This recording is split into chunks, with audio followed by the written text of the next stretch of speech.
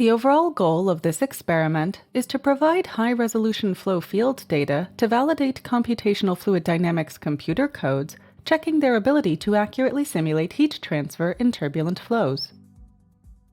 This advanced temperature measurement technique can generate thousands of data points along a single sensor made of commercial telecom fiber.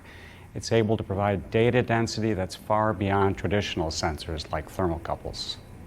But unlike thermocouples, these fiber optic sensors are sensitive to strain as well as temperature, so handling, vibration, and changes in humidity influence the temperature signal.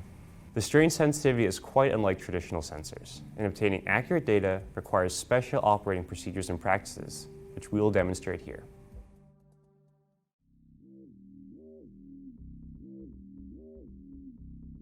The distributed temperature sensor, or DTS, will be demonstrated using this test section.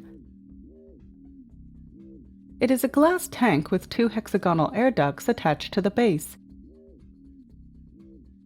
The air exits through a vent at the top after mixing in the interior.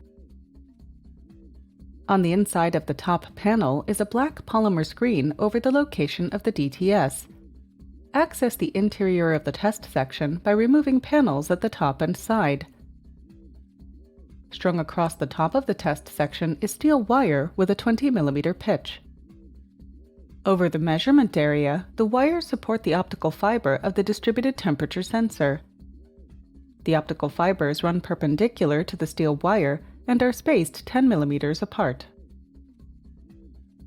The start of the DTS has roughly a meter of fiber reserved for splicing and end termination.